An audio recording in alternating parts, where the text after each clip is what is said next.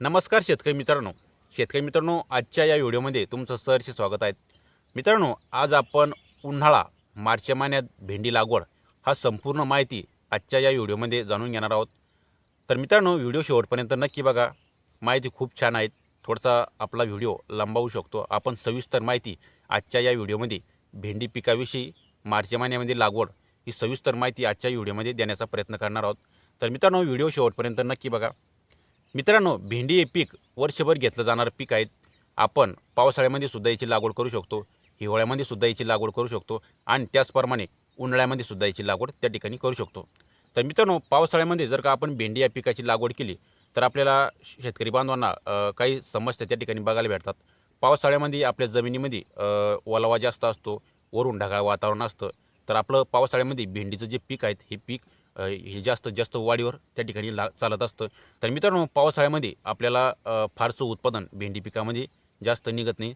त्याच्यामुळं जमिनीमध्ये ओलावा असतो आणि वरून ढगाळ वातावरण असतं. भेंडी पीक ही जास्तीत जास्त वाढीवर जात असतं आणि जर का आपल्या डोक्याच्या वर भेंडी पीक गेलं तर आपल्याला उत्पादनात त्या ठिकाणी घट निर्माण होते. त्याच्यानंतर आपले शेतकरी बांधव हिवाळ्यामध्ये सुद्धा याची लागवड त्या ठिकाणी करत असतात. हिवाळ्यामध्ये लागवड करायच्यामुळं आपल्याला काही प्रॉब्लेम त्या ठिकाणी येतो. म्हणजे जे भेंडीचे तोडे आहेत तर ते थोडीशी लेट आपल्याला निघायला दिसतात. म्हणजे भेंडीचा तोडा तिसऱ्या दिवशी येत असतो. आपण पावसाळ्यामध्ये सुद्धा तिसऱ्या दिवशी येत असतो आणि उन्हाळ्यामध्ये सुद्धा तिसऱ्या दिवशी येत असतो.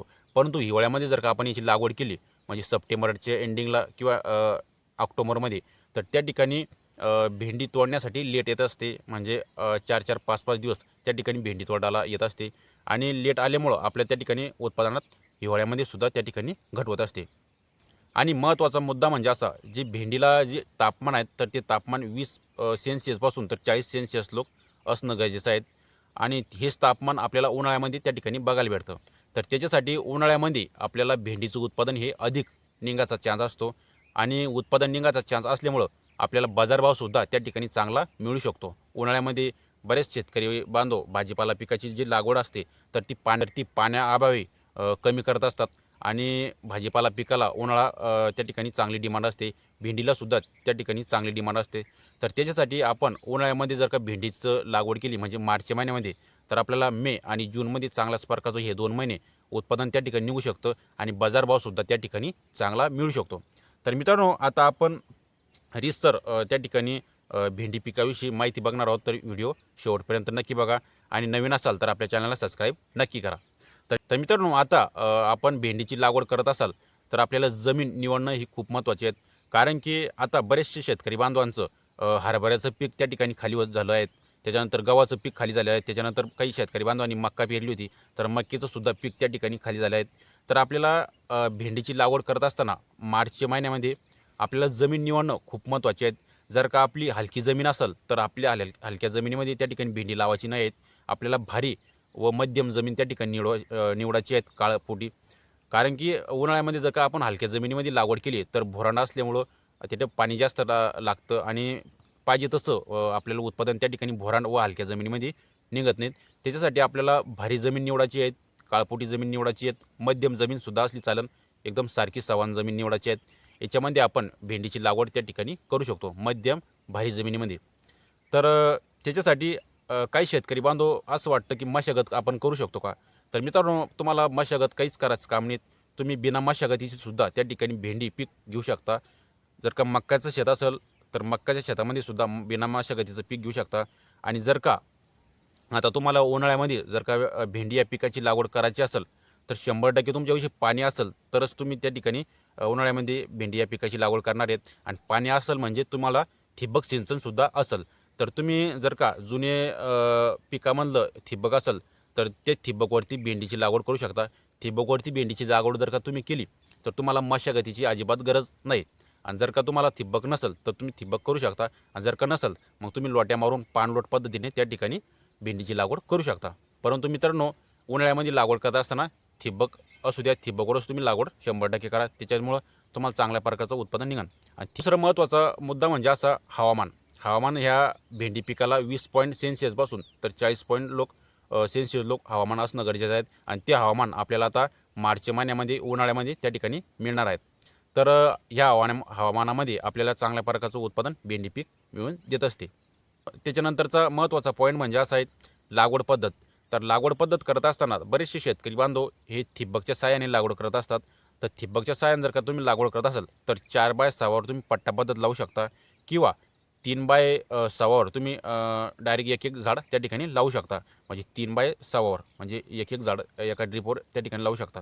किंवा तुमच्यापाशी ठिबक नसेल तर पाणलोट पद्धतीने तुम्ही 2.5 फूट रुंद घ्यायचं आणि झाडातलं अंतर हे 1.25 किंवा 1.5 फूट घ्यायचं. या हिशोबानं सुद्धा तुम्ही त्या ठिकाणी लागवड करू शकता पाणलोट पद्धतीने. तर आपण लागवड पद्धत बघितली. नंतर चौथा महत्त्वाचा पॉईंट म्हणजे बियाणं आहेत. तर बियाणं निवडताना आपल्याला त्या ठिकाणी उन्हाळ्यामध्ये चांगलं उत्पादन देणारं ही बियाणं निवडायचे आहेत. तर उन्हाळ्यामध्ये चांगलं बियाणं निवडत असताना आपण त्या ठिकाणी अडवंटा सीड्सचं राधिका हे बियाणं निवडू शकतो. त्याच्यानंतर नामधारी सीडचं NS 862 ही सुद्धा बियाणं निवडू शकतो. त्याच्यानंतर मैको सीडचं त्या ठिकाणी रीता म्हणून हे जे बियाणं आहेत हे सुद्धा त्या ठिकाणी निवडू शकतो. तर या 3 बियाणापैकी तुम्हाला कोणत्या तरी एका बियाण्याची लागवड त्या ठिकाणी करू शकतो. परंतु तुम्ही राधिका जर का बियाण्याची लागवड केली तर तुम्हाला चांगल्या प्रकारचं उत्पादन त्या ठिकाणी मिळू शकतं. राधिका बियाणं हे भरपूर काही शेतकरी बांधव त्या ठिकाणी लागवड करत असतात अडवांटा सीडचं. तर तुम्हाला उन्हाळ्यामध्ये मार्च महिन्यामध्ये या बियाण्याची लागवड करायची आहे. त्याच्यानंतर मित्रांनो बरेच काही शेतकरी बांधवांना असा प्रश्न पडतो की आपण आंतरपीक याच्यामध्ये घेऊ शकतो का? तर मित्रांनो आंतरपीक घेत असताना तुम्ही एक तर मेथीची भाजी हे पीक घेऊ शकता किंवा कोथिंबिरीचं पीक त्या ठिकाणी घेऊ शकता. त्यानंतरचा महत्त्वाचा पॉईंट म्हणजे खत व्यवस्थापन. खत व्यवस्थापन करत असताना आता बरेच काही शेतकरी बांधव हे सुरुवातीला पेराच्या वेळेस खत टाकत असतात. परंतु मित्रांनो आपल्याला हवामानावर समजून घेणं महत्त्वाचं आहे. जर का आपण उन्हाळ्यामध्ये लागवड करत असाल तर तुम्हाला खत टाकायची गरज नाही आहे. तुम्ही खत डायरेक्ट 30 ते 35 दिवसामध्ये त्या ठिकाणी टाकू शकता आणि त्यावेळेस तुम्हाला ज्यावेळेस आपलं जे पीक 30-35 दिवसाचं असतं भेंडी पीक त्यावेळेस तुम्ही 10-26 सुद्धा टाकू शकता किंवा 24-24 ही सुद्धा मादनचं टाकू शकता. या दोन्हीपैकी तुम्हाला कोणतं तरी एका खताची निवड त्या ठिकाणी करायची आहे. तर 30-35 दिवसानंतर तुम्हाला खताचं नियोजन त्या ठिकाणी करायचं आहे. तर मित्रांनो आपण रीतसर अशी पद्धतीने माहिती बघितली भेंडी लागवडीची. तर आता याच्यामध्ये तुम्हाला एक महत्त्वाचा पॉईंट मी सांगणार आहे. तो महत्त्वाचा पॉईंट म्हणजे असा ठिबकच्या साहाय्याने जर का तुमच्यापाशी ठिबक असेल तर आपल्याला थोडंसं एक नियोजन त्या ठिकाणी वेगळे घ्यायचं आहे. आणि ते नियोजन म्हणजे असं ज्यावेळेस आपण भेंडी लागवड करतो ठिबकवरती तर ठिबकवरती लागवड केल्याच्या नंतर आपल्याला ज्यावेळेस आपली भेंडी उगून येते तर उगून आल्याच्या नंतर आपल्याला 5 ते 6 दिवसांनी करटाप हे भरडा करून आपल्या झाडापाशी टाकणं महत्त्वाचं आहे. कारण की जी पिसोळे असतात नाकतोडे असतात जे मच्छर असतात किंवा अळाई असती तर ते आपल्या झाडाला त्या ठिकाणी कतरणार नाही. तर याच्यासाठी आपल्याला 5 ते 6 दिवसामध्ये ज्यावेळेस आपली बी उगून येतं म्हणजे आपलं पीक भेंडीचं उगून येतं तर उगून आल्याच्या नंतर 5 ते 6 दिवसामध्ये आपल्याला त्या ठिकाणी करटाप म्हणजे आपण सुमितास टाकू शकतो. सुमोटोमो केमिकल या कंपनीचं भरडा त्या ठिकाणी टाकायचं आहे जेणेकरून आपले पिसोळे पासोळे किंवा नाकतोडे त्या ठिकाणी आपल्या झाडाला कतरणार नाही. त्याच्यानंतर मित्रांनो 10 ते 12 दिवसाचं आपलं पीक होतं. तर 10-12 दिवसामध्ये आपल्याला एका एकरामध्ये त्या ठिकाणी 5 किलो 19-19 घ्यायचं आहे आणि 1 किलो ह्युमिक ॲसिड घ्यायचं आहे. आपण ठिबकच्या हिशोबानं माहिती सांगतोय. तर त्यावेळेस आपल्याला 5 किलो 19-19 आणि 1 किलो ह्युमिक ॲसिड घ्यायचं आहे आणि 10 ते 12व्या दिवशी आपल्याला त्या ठिकाणी ड्रिचिंग करायची आहे. तर ही झाली 10 ते 12व्या दिवसाची ड्रिचिंग. त्याच्यानंतर मित्रांनो आपल्याला दुसरी ड्रिचिंग जी आहे तर ती 25 ते 30 दिवसाच्या दरम्यानमध्ये करायची आहेत. तर त्यावेळेस आपण 2 लिटरची DF घेऊ शकतो. कोणत्याही कंपनीची घेऊ शकतो मिक्स DF म्हणून. तर त्यासाठी आपल्याला DF घ्यायची आहे 2 ते 2.5 लिटरची आणि त्याच्यासोबत आपल्याला 13-40-13 हे सुद्धा त्या ठिकाणी घ्यायचं आहे 5 किलो. 2 लिटर DF आणि 5 किलो 13-40-13 याची ड्रिचिंग आपल्याला 25 दिवसापासून तर 30 दिवसाच्या दरम्यानमध्ये हे ड्रिचिंग त्या ठिकाणी करायचे आहेत. आणि त्याच्यानंतर मी तुम्हाला खताचं व्यवस्थापन तर सांगितलं 30 ते 35 दिवसामध्ये तुम्हाला त्या ठिकाणी खत टाकायचं आहे. एक तर तुम्ही 10-26 टाकू शकता किंवा 24-24 मादांचं हे टाकू शकता. तर अशा पद्धतीने जर का तुम्ही शेड्यूल घेतलं तर त्याच्यानंतर तुम्हाला चांगलं प्रकारचं उत्पादन त्या ठिकाणी देण्यास आपली भेंडी त्या ठिकाणी तयार होती. तर ठिबकवर त्याच्यानंतर जसं तुमचं तोडी निघत्या तर ठिबकवर तुम्ही कॅल्शियम बोरानसुद्धा ड्रिचिंग करू शकता. त्याच्यानंतर जसं आपल्याला समजा तोडी निघाल त्या हिशोबाने तुम्ही कोणत्याही विद्राव्य खताची त्या ठिकाणी ड्रिचिंग करू शकता. 052ची करू शकता किंवा 1261ची करू शकता. तर अशा पद्धतीने जर का तुमचं ठिबकवरती नियोजन असलं तर तुम्हाला भेंडी पिकामध्ये चांगल्या प्रकारचं उत्पादन उन्हाळ्यामध्ये निघू शकतं. आता हे ठिबकचं नियोजन सांगितलं. आता आपण कीटकनाशकाचं थोडंसं नियोजन बघूया. तर मित्रांनो ज्यावेळेस आपलं भेंडी उगवून आल्याच्यानंतर 10 ते 12व्या दिवशी त्या ठिकाणी आपल्याला एक हलकी फवारणी घ्यायची आहे. हलक्या फवारणीमध्ये आपण त्या ठिकाणी प्राईड घेऊ शकतो, एक अळाईनाशक घेऊ शकतो, इमॅमॅक्टिन वगैरे अशा पद्धतीने आपण त्या ठिकाणी एकदम हलकी फवारणी त्या ठिकाणी घ्यायची आहे.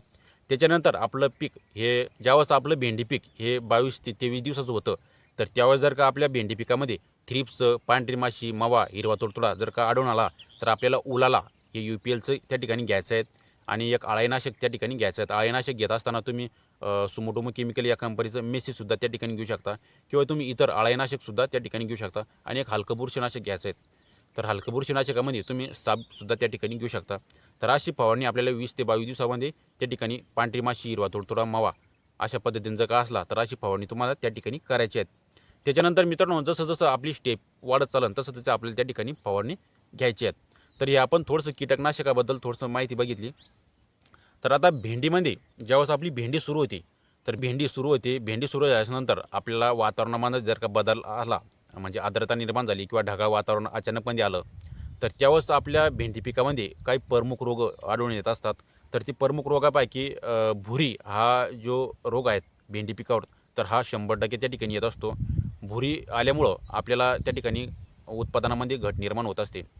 तर मित्रांनो, भुरी याच्या अगोदरच आपल्याला थोडंसं नॉर्मल सिम्पटम दिसले, तर त्यावेळेस आपल्याला इंडेक्स हे घ्यायचं आहे. इंडेक्स हे नागार्जुना कंपनीचं येत असतं, तर हे घ्यायचं आहे. जर का आपल्याला जास्त जर भुरी वाटली, तर आपल्याला बाहेर कंपनीचं लुना हे घ्यायचं आहे. ह्या मित्रांनो, तुम्हाला हे जे 2 बुरशीनाशक सांगितले, तर हे 2 बुरशीनाशक तुम्हाला ज्यावेळेस तुमच्या भेंडी पिकावरील भुरी येते, तर त्यावेळेस तुम्हाला अदलून-बदलून हे बुरशीनाशक घ्यायचं आहे. नागार्जुनाचं इंडेक्स आणि बाहेरचं लुना हे 2 अदलून-बदलून तुम्हाला त्या ठिकाणी बुरशीनाशकाची फवारणी करायची आहे. तर अशा पद्धतीने आपल्याला त्या ठिकाणी शेड्यूल घ्यायचे आहेत आणि त्याच्यानंतर आपल्या भेंडी पिकामध्ये काही प्रॉब्लेम येत असतात. तर आपल्या भेंडी पिकामध्ये अशी फोडं येत असतात किंवा भेंडी वाकडी होत असते किंवा भेंडी गळ होत असतो. तर त्यावेळेस आपल्याला चिलेटेड स्वरूपातलं कॅल्शियम बोरॉनसुद्धा हे घ्यायचं आहे फवारणीमध्ये. ठिबक नसेल तर, जर का ठिबक असेल तर तुम्ही कॅल्शियम बोरॉनची ड्रिचिंगसुद्धा त्या ठिकाणी करू शकता. अशा पद्धतीने जर का आपण शेड्यूल केलं, तर आपल्याला भेंडी पिकामध्ये चांगल्याच प्रकारचं उत्पादन उन्हाळाभर निघू शकतं आणि आपल्याला उन्हाळाभर त्या ठिकाणी पैसा ही भेंडी पीक मिळवून देऊ शकते. त्याच्यानंतर बाजारभावसुद्धा आपल्याला उन्हाळ्यामध्ये चांगला असतो. तर मित्रांनो, अशा पद्धतीने आपण सविस्तर माहिती बघितली. माहिती कशी वाटली कमेंट बॉक्समध्ये नक्की सांगा आणि ही माहिती आपल्या भेंडी उत्पादक शेतकऱ्यांनासुद्धा त्या ठिकाणी शेअर करा. तर मित्रांनो, भेटूया दुसऱ्या व्हिडिओमध्ये. तोपर्यंत धन्यवाद.